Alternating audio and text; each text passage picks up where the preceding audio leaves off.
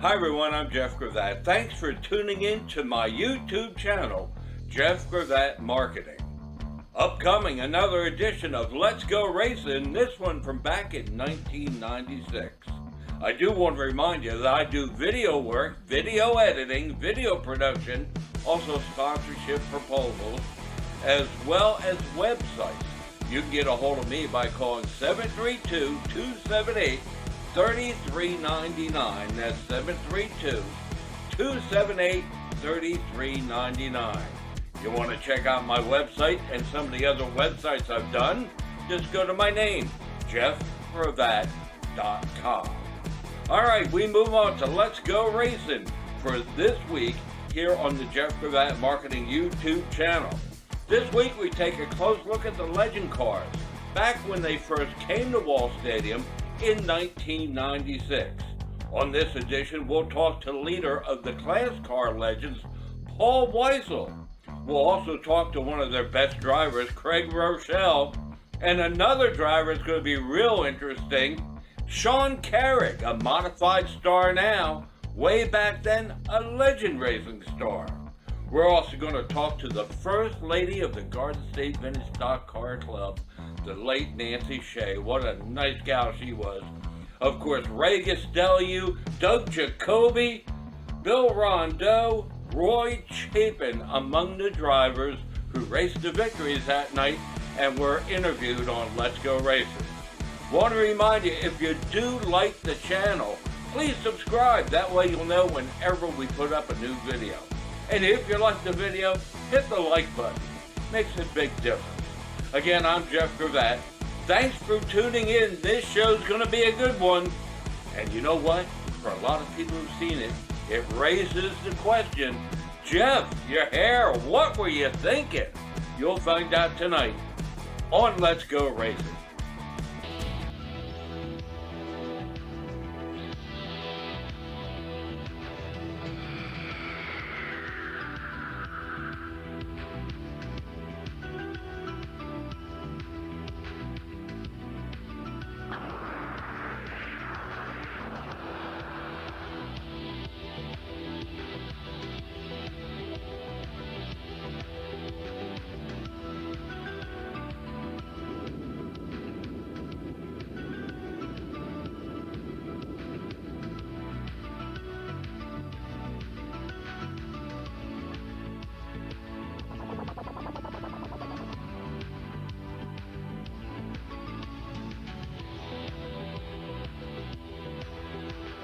We may be getting to the final days of September, but racers like Ray Borden are still trying to go fast here at Wall Stadium. Hi everyone, I'm Jeff Gravatt. Thanks for tuning in to Let's Go Racin'. You know, the days of the season are getting short. We wrap it up October 19th, but there's plenty of action yet to go and we cover it all. Tonight here in the pit area, we're going to talk to the president of the KLASCAR Legends. See how these small cars like the racetrack, and if they'll be back next year. We're also going to take a close-up look at the Legend cars to get the inside story on why they're so popular. Of course, we'll have all the highlights from September 21st and a lot more.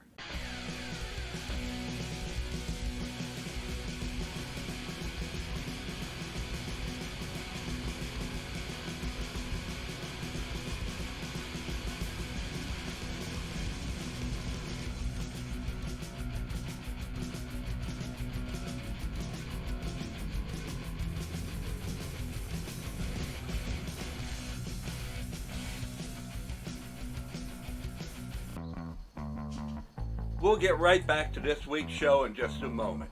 Just wanted to remind you once again, now is a great time to support those sponsors who support our sport.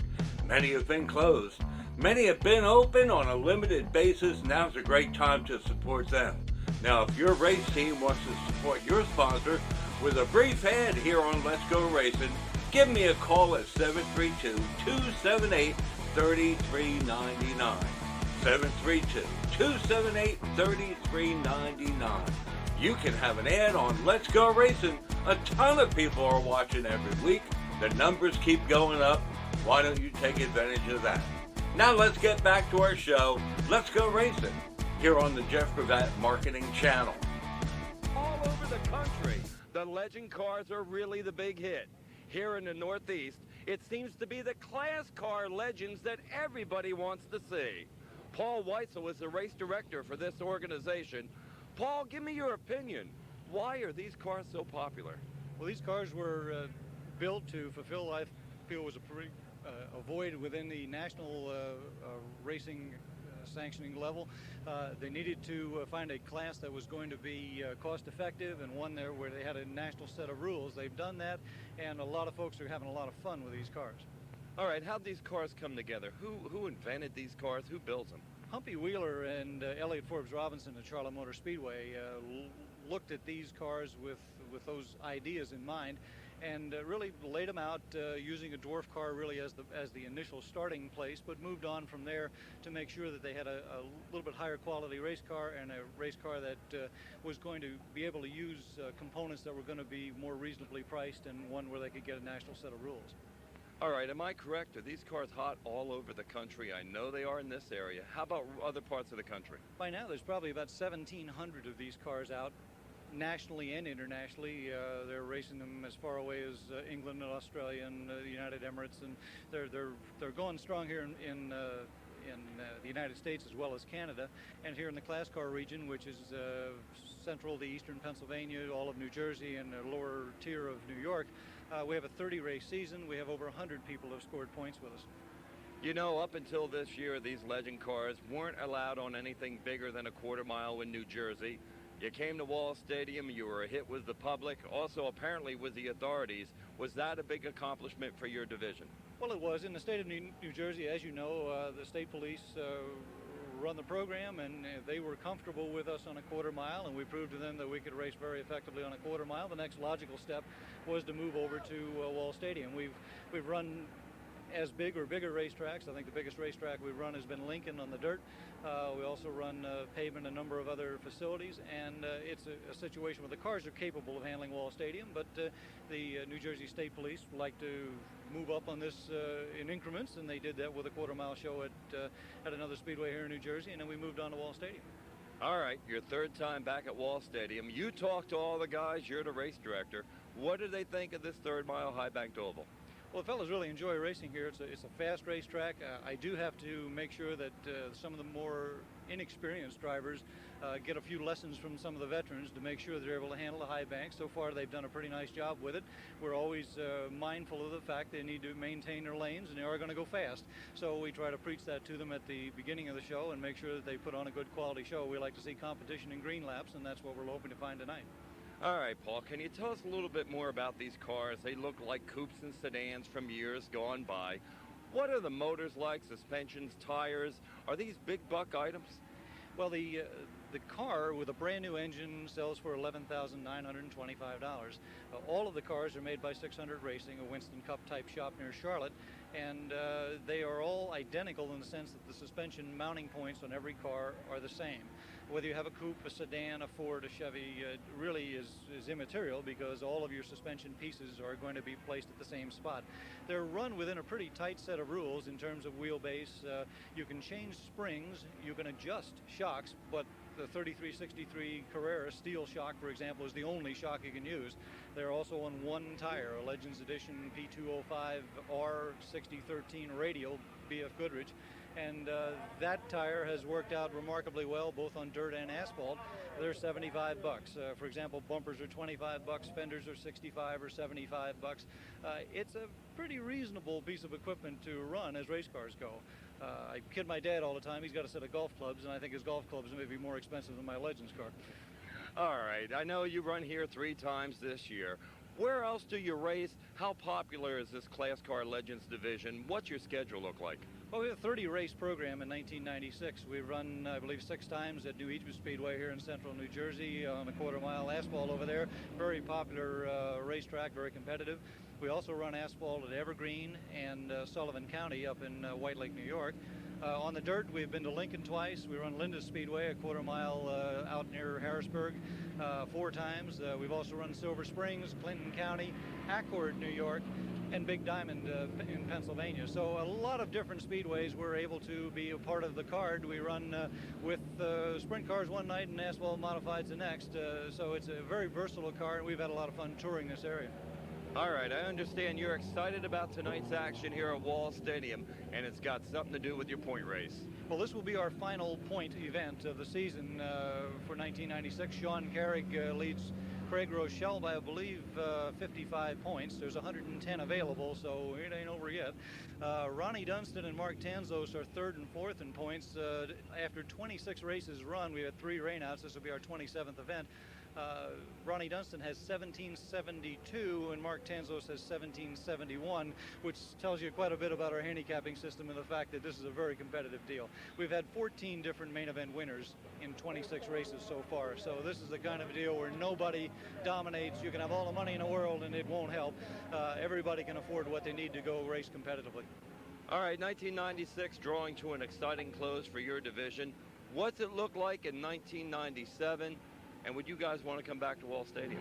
Well, we're certainly looking forward to coming back to Wall Stadium. It's been a great addition to our schedule. We certainly look forward to coming in here earlier next year and booking some early race dates in April and May as our schedule permits. I do have to take a look at how many race dates we'll eventually take next year. I don't want to over race these guys. They have a family life and things to do as well, but we will probably add a couple dates. And we look forward to going back just about every place we've been this year. Certainly expect to be back everywhere we've been. We've had inquiries from at least 2 or 3 other tracks that are looking forward to adding them. So we'll look forward to seeing a few more of the racetracks. It's been our privilege to be a part of some of the best programs here in the Northeast. One last question. You've had a lot of drivers out this year. What do you see in the future? Will the counts continue to grow? What's the future for Legend Car Racing? Legends Cars, I think, have really provided a place where people who are on the way up, just learning or have never done a form of automobile racing can do it and learn how to go racing. And it's also been a landing place for a lot of veteran drivers. I think of Ronnie Dunston, Sandy Rochelle, Bruno Bracchi has run with us. Some of these fellows have definitely been around the block in a race car, and they've settled back and they're having a great time running Legends cars. So this is really what we're going to be able to provide the competitors. We have a lot of very casual racers too, who make only a couple shows a year with us, but for the most part we're able to draw a pretty nice field, and it's also been very competitive racing, and I think that will continue. It's been a long, long season for the KLASCAR Legends, and the action has been hot every step of the way. Shaun Carrig, you're the point leader. Tonight is the final night. Do you have what it takes to take the 1996 KLASCAR Legends driving crown? I think so. All my competitors are great, and they taught me everything I know. I couldn't do it without them. Couldn't do it without Ace Riley, Ace Auto Salvage. He's my sponsor, pays for everything, and he's a great sponsor. And my father, couldn't do it without him. He's teaching me everything he knows. All right, what do you think about Wall Stadium? Is this a good track to end up this title chase on? Yes, it is. You guys will see very close competition. Semi-wrecks, I'd hate to say, but they're going to be there. It's tight racing tonight. Everyone that's slow, you're going to see fast. Everyone's fast. It's going to be a fair race. You know, you mentioned your dad, your crew. How important are those people to staying on top of the points all season long? If they weren't here, I'd probably be dead last or not even in it. All right, you know, we noticed you got 2 cars here. They look a lot alike. If, God forbid, something would happen to the 54, is that 52 available for you? Yes, it is. That's just there just in case something happens, so we could try to keep the points. All right, it's the last point race, but you're a racer. You like to win. How are you going to drive this event? Do you take it easy, or do you go for the checker flag? Go for a checker flag. Finesse, it's the key word. If you can do it, you can do it. If it's meant to be, it'll be there.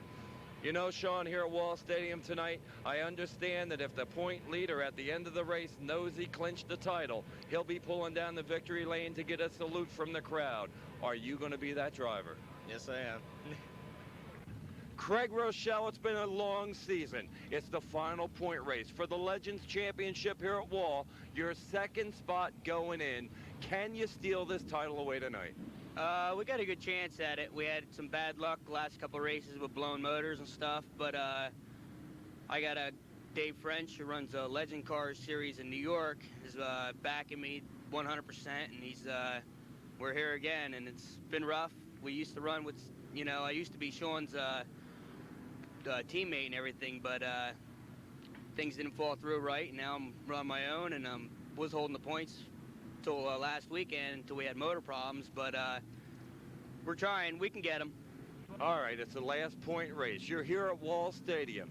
How's it feel to be at Wall Stadium? Is this a good track to end up the 1996 title chase? Oh yeah, it's a really good track. We ran here a couple times this year, and I had problems. We were here last time, but we got the car back the same way, and I think we got enough motor, and we're gonna pull a good one off tonight.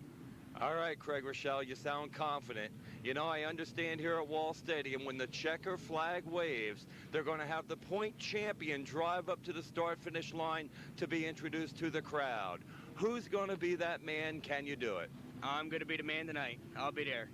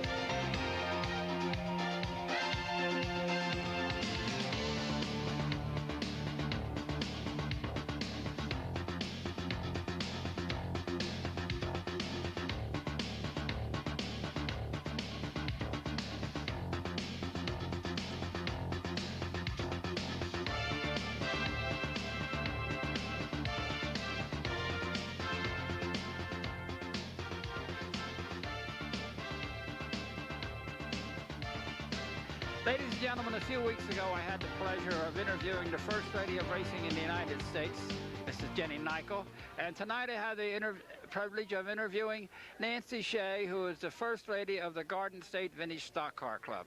Nancy, thanks so much coming on Let's Go Racing with us. And Nancy, I know you've been around racing a long time. Tell me about how you got started in being interested in racing. Well, in the early 50s, either 53 or 54, my parents brought my sister and I out here on a Wednesday night. And I just thought it was the greatest thing that I ever saw. And when I got my license back in the early 60s, I started coming out here by myself, and I sat with the McCurdy's. It's a well-known name in racing. Yes, and I've been coming here ever since. That's a few years, Nancy, isn't it? Quite a few years, yes. And somebody was telling me before your father sponsored a car here at one time? Yes, he did. Back, I would say, in the late 50s, he sponsored a car for a couple years. And I remember my mother with a car door on the cellar floor, and she was painting the number on it. But I can't remember who drove it or the number or anything, just that there was a stock car door in our basement. Well, that's great. Well, since you've been the First Lady of the Garden State Vintage Stock Car Club, Nancy, you and I know you and Ray get around to a lot of races. Plus, it must be very interesting getting involved with the vintage stock cars, isn't it? Yes, it is. It's really great to see so many of the old cars being resurrected or rebuilt. And I've met so many wonderful people through the club. And we take our cars to all the tracks in New Jersey. We've had them to Pennsylvania, and it's just a lot of fun. Well, I know since I've been involved with racing the last 10 years or so, I don't think I've met anybody I haven't liked, Nancy. There are a bunch of great people. That there are. It's I have never met anybody either that hasn't been really wonderful. Well, tell me, Nancy, automobile racing now is the #1 spectator sport in the world. And what would you contribute that to?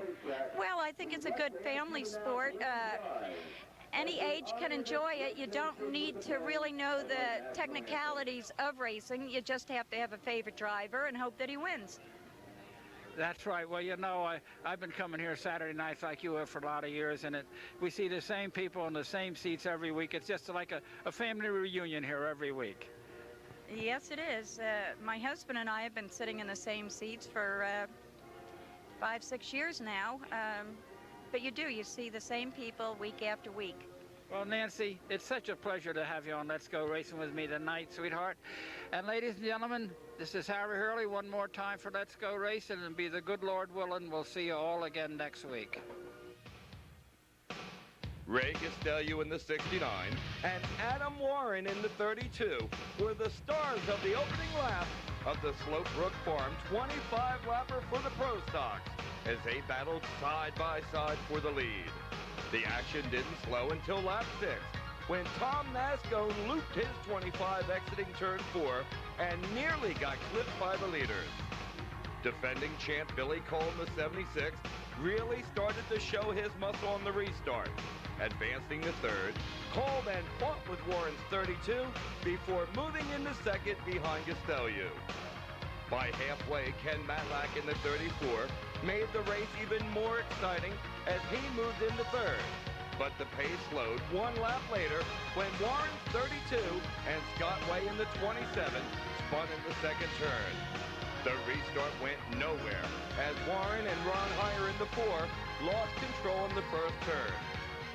Several more laps were finally recorded before the yellow waved on lap 20. This time, point contenders Jim Willis in the 62 and J.R. Hellberg in the 72 mixed it up in the first turn. The next green flag was the final one as Cole and Matlack chased Gastelu all the way to his third checker flag of the year. Ralph Durienzo in the 29 was fourth, and Rich Kukin in the 44 was fifth. Ray Gastelu, a big win here at Wall Stadium. You've won before, but this has to be special. It's been a long time. You've had some tough luck. Yeah, I really have. Last week we took a hard hit, and Rick from F&M Auto Body worked all night Tuesday night on it, pulled the frame back straight, really perfectionist. Everything came back right on the money. The car ran as good as it ever ran tonight. We lost the front brakes, though, going down the ramp here before we started the race, and it was a handful, and Billy Cole did a great job. He had a lot of patience tonight because we weren't getting in the corner as good as possible. And I know we were holding him up a little bit, and I congratulate him on having that kind of patience and letting me win a race. Exactly what happens to the car? How's it feel when you do something like losing the front brakes? Does it affect the back brakes? What's it do? Well, it makes the car go in the corner sideways, and that's what it did a lot of times tonight. It was a handful. So you try to be smooth, but it's hard when you have a top runner behind you, you know, and you want to run good and stay out front and you're leading. You hate to give it up, but the harder you go, you want to use a little bit more brake, and the car gets looser sideways going in the corner, and it just slows you down. Now, you told me your crew's been working hard. All your guys have been working hard on this race car. I guess this win's kind of for them, isn't it? It really is. Don and Paul Wagner came through this week. They know we heard a lot of parts and with some money this week, and that's great. And my crew, Greg and Charlie Okerson, everybody, you know, puts the time in and get the car back 100%. JR couldn't be any more helpful. He gave me the whole nose off his old race car, as you could see. It's all got all his lettering on it, and it looks good. It came out all right. It actually looks better than before the accident. How about your other sponsors? They have to be happy. It's been a while. It really has. Rocco Pete's have been behind me all year, and Hings Turkey Farm, A to Z Auto Service. They're all great people, and they want us to finish the season out and try to run it as high in the points as we can. That's another question. The point race. You've had your share of tough luck. Still, you're in the top 5. Are you surprised? Yeah, I am, because I really haven't been finishing very well. I've been in a lot of wrecks and break a lot of parts this season. I'm real pleased that I'm in the top 5, and that's exciting because you get a nice check from Budweiser at the end of the year. One last thing. Have you got the bad luck behind you now? 4 more Saturday nights? Can you do this a couple more times? Well, you never know. I sure hope I can. We try the same every week. We try to put the best car on the racetrack, and if it works, you end up front. Harry Reid in the 14 and Dennis O'Rourke in the 35 were the first duo to fight for the lead in the 30-lapper for the Budweiser Racing Series Modifieds. But Mike Carr in the 99 and Eddie Bone in the 4 moved in by lap 10 to add even more thrills to the chase. Bone's chances for a ninth win ended just 2 laps later, however, when he spun from contention exiting turn 4. O'Rourke then continued to hassle Reid until the second yellow wave with 13 laps in the books, when Bob advanced in the 45 and the legendary Charlie Kremer Jr. in the 94 tangled in turn 2. A heads-up Dennis O'Rourke launched into the lead on the restart, and he stretched a small advantage until lap 17 when Dan McLaughlin spun the 38 exiting turn 4. O'Rourke's great run ended on the restart when he was forced from the race with a broken rear suspension. The next attempt at a restart went no better when contender Mike Carr in the 99 ground to a halt with a steering problem. Harry Reid was again the leader when action resumed, but Doug Giacobbe in the 28 was right on his bumper. When Giacobbe wedged into the lead on lap 24, he opened the floodgates as point leader Dave Michael in the 60, Jerry Cramner in the 11, and Sam Russo in the 3 also tagged along for the ride past Harry Reid. Giacobbe led the final laps to the finish, but the action was frantic right behind him. Michael held on for second, but Sam Russo dove to the low groove exiting turn 4 on the final lap to get by Cramner. Harry Reid settled for 5th at the stripe. Doug Giacobbe, you're the winner, one of the most thrilling main events of the year for the Modifieds. How'd you get up front? How'd you keep it? I got lucky. Dennis got up front and he broke, and I got by Harry. And at the end there, I just was holding on. How about that pass by Harry Reid in the 14? He's tough. How'd you get by him? Well, we were just riding behind him, and then I think it was Dave Michaels and them started putting pressure on me, so I put a little on Harry, and we just got under him. You know, that's another question. Dave Michael, the point leader, way out in front, nothing to lose by going for it. Were you nervous with him behind you? Not at first, but then when the caution came out with 3 to go, then I started to get a little nervous. All right, what happens then? A caution comes out. Do you get nervous? Do you hear noises in the car? Were you worried? Any problems at all? Not about noise in the car, but how they're going. I know they're there and their experience, and they're going to try something to get around you. So. All right, how about your sponsors? They got to be happy. You've told me your crew, your sponsors backed you all year long. Tell us about them. They've got to be happy. Oh, yeah, they were real happy. If it wasn't for the crew, wouldn't have been here again tonight. They keep the car together. I'm working all the time. So between Norman, Barry, Norris, Kenny, they keep the car together. How about the sponsors that back car number 28? Well, Skinner, he's the main sponsor. If it wasn't for him, I wouldn't be here either. All right, Doug, you've been running strong all year. You've had your share of bad luck. Have you shaken that bad luck? Can you pile up a couple more wins before the year's over? I'd like to. Pennsylvania driver Roy Chapin in the 19 wasted no time in moving to the front of the season-ending 20-lapper for the KLASCAR Legends as he charged into the lead at the green flag. In a very clean event, Chapin held off a host of challengers for the win. Paul Rochelle in the 56 was on the leader's bumper, as was Shaun Carrig in the 54. Kevin Welsh in the 18 tried to grab his 3rd straight Wall Stadium win, but that ended when he slammed the backstretch rail late in the event. Chapin raced on to his first ever victory, while Paul Rochelle was on his bumper for 2nd. Shaun Carrig in the 54 grabbed his first ever KLASCAR title by finishing 3rd, while his challenger Craig Rochelle ended his night early when his R1 slammed the front stretch rail. Mark Tanzos in the 33 and Wayne Lauschius in the 2 completed the top 5. Roy Chapin, you gotta be excited. You come to Wall Stadium, the last race of the year for the Legends. You take the win. Tell us how you did it. Well, we started out, it's our first win of the season, and we got the car set. The guys that working with me got the car set excellent. This is the first we've had it set like this here. And in the warm-up tonight, we had it set and run close to the wall, and the wall pulled us into the wall. So we smashed the front end, went back, and the fellas set it all back up again, and it set excellent. And Then some of the better drivers that's had feature win, has been racing them for 3 or 4 years. They give me a couple hints for tonight and seen some of my mistakes, and I put it all together, and it worked excellent. I'll tell you, it did work great. You had some of the best drivers in legend cars right on your bumper all the way. Did you know they were back there, and were you worried? I didn't look back at my mirror till I had like 2-3 laps to go. Then I looked in my mirror and I seen a points leader behind me. Then I started to get a little concerned. But I figured if I'd hold my line, stay where I should be okay, and it worked out excellent for me. The 20-lap street stock nightcap was super clean with just 2 yellows to slow the action.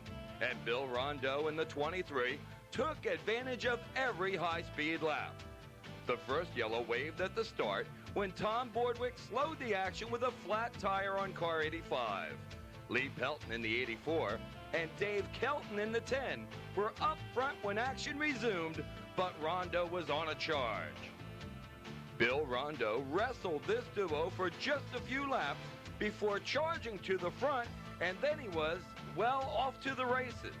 Rondeau then stretched his advantage until lap 9, when 3 cars, including the 80th point leader Paul Burge, tangled entering turn 1. The second half of the race went off without a hitch, as Bill Rondeau romped to his first win in a very tough year. Mark Schulstrom in the 13 was able to grab second in the closing laps, while Russ Cook in the 39 settled for third. Rookies Bob Geiger in the 28 and Lee Pelton in the 84 were impressive in finishing 4th and 5th. Bill Rondeau, you made it look easy winning your first street stock win of the year, but you're sweating here. What's the problem? The last half of the race, I had no power steering. So to get tough steering that car, any trouble handling it? A little bit towards the end, started getting a little loose on me, and without the power steering, it makes it a little harder to correct it, but we managed. All right, now you've had a tough year. I'll tell you, a tough year. You told me earlier your sponsors, your crews sticking behind you. Tell us about them. Well, I got to thank my sponsors, Wayne's Auto and Speed, Jam Racing Engines, Pete and Elder's Bar, Carmen's Pizzeria. I got to thank Jimmy and Joey Hauser from Julian's Auto Body. They've been working on the car for the last 2 weeks, and we finally found what's wrong with it, and we're getting it back together. You know, hopefully we get a couple more this year. All right, you said you found what's wrong with it. What was wrong with it? Can you tell us? Yeah, it relates back to the Turkey Derby when the car got wrecked. That's the same car we ran here, and we wound up putting a clip on it, right side frame rail. And what happened was the back clip was over 3/4 of an inch, and we never found that. All right, a big win for you here. Any other trouble than the power steering? How'd the motor run? You seem to be flying. Well, Jam Racing Engines builds a real good motor for us. I got to thank my crew, my dad, my brother, Danny, my Uncle Bobby, Greg. All them guys been putting in a tremendous amount of hours on the car, and without them, we wouldn't be here.